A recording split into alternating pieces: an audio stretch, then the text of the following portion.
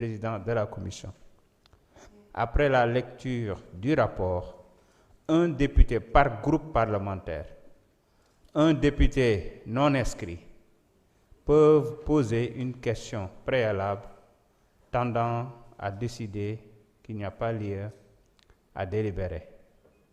Ils peuvent motiver verbalement leur demande sur laquelle ne peuvent intervenir que le président et le rapporteur de la commission saisie au fond. Le représentant du président de la République ou l'auteur de la proposition de loi, seul l'auteur de la question préalable peut se prévaloir de la faculté ouverte par l'article 79 alinéa 2 du présent règlement intérieur. Le temps de parole de chaque intervenant ne peut dépasser 5 minutes.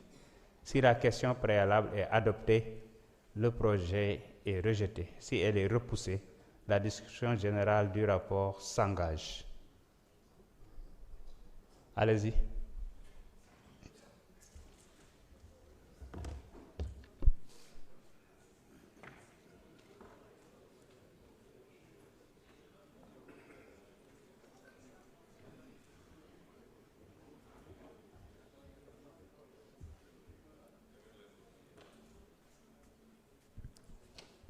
Monsieur le Président, Monsieur les ministres, Madame, Monsieur les collaborateurs des ministres, mes chers collègues.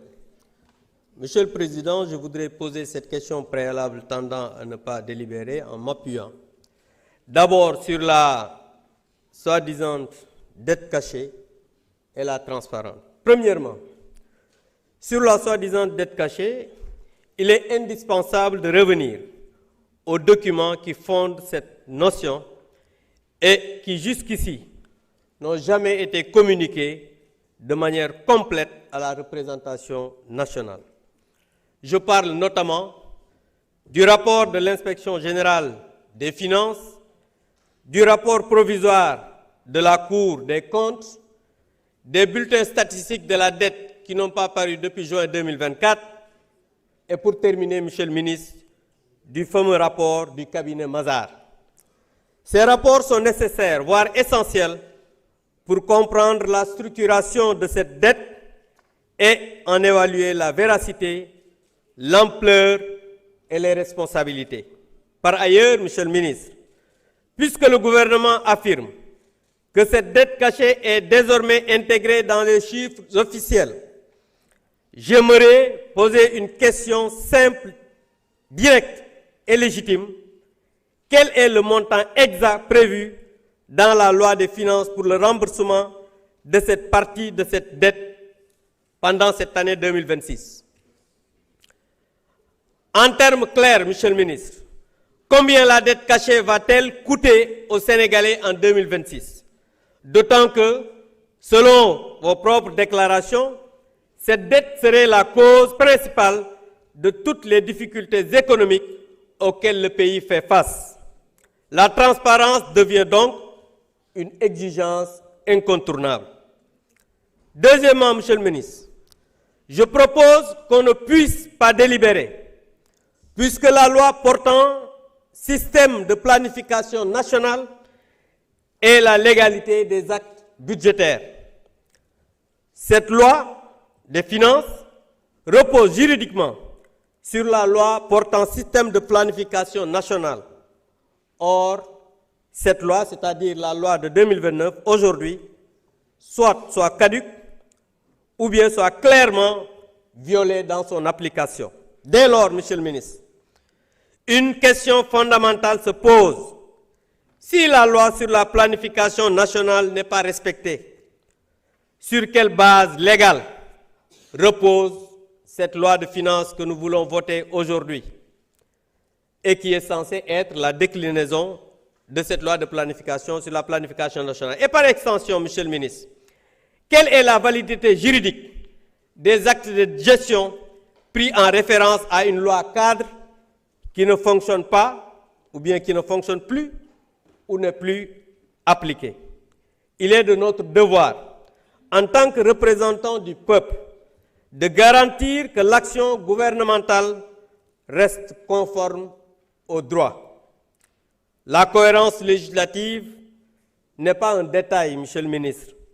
elles fondent la légitimité même de nos décisions. Voilà, Monsieur le ministre, les raisons sur lesquelles je me fonde pour demander solennellement à l'Assemblée de ne pas délibérer. Je vous remercie. Merci beaucoup. Monsieur le Président de la Commission des Finances, vous avez la parole.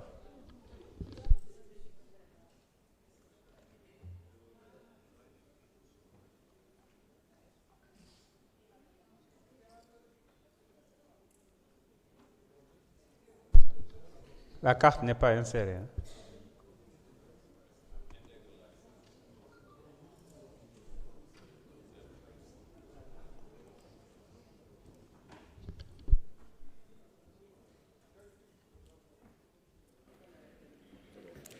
Merci beaucoup, Monsieur le Président.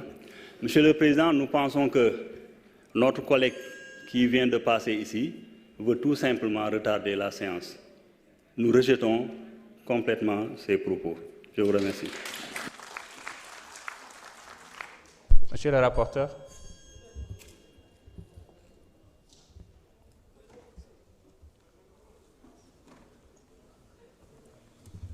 Merci beaucoup, Monsieur le Président. Pour commencer d'abord, nous allons effectivement rejeter ce que vient de notre collègue Abdou. Mais je veux juste lui dire de se référer sur la LOLF et le règlement intérieur, qui ont été très clairs sur ces questions. Merci beaucoup. Monsieur le ministre. Monsieur le Président de l'Assemblée nationale, Mesdames, Messieurs, honorables députés, je pense qu'il n'y a pas de quoi fouetter un chat. Il y a beaucoup de confusion, à mon avis, sur ce que l'honorable député Abdou Mbow vient de déclarer. Le plus important à retenir, c'est que cet exercice que nous faisons est un exercice sérieux, républicain, et nous le faisons avec tous les partenaires techniques et financiers. Nous avons trouvé une calamité budgétaire que nous nous attachons à redresser. Le premier acte de ce travail consistait à faire un point détaillé sur la situation de la dette, ce qui a été fait, approuvé, et pour des besoins de cohérence, nous avons respecté toute la cascade d'audit qui avait été exigée pour pouvoir arriver à ce résultat. Contentons-nous des données qui sont contenues et qui sont certifiées et pour lesquelles nous demandons l'autorisation parlementaire pour pouvoir faire face à nos engagements. Je pense que c'est le plus important. Tout le reste n'est que dilatoire, à mon avis, et ne fait que retarder l'exercice sérieux que nous faisons. Je vous remercie. Merci. Je mets au voix. Non, je mets au voix la question.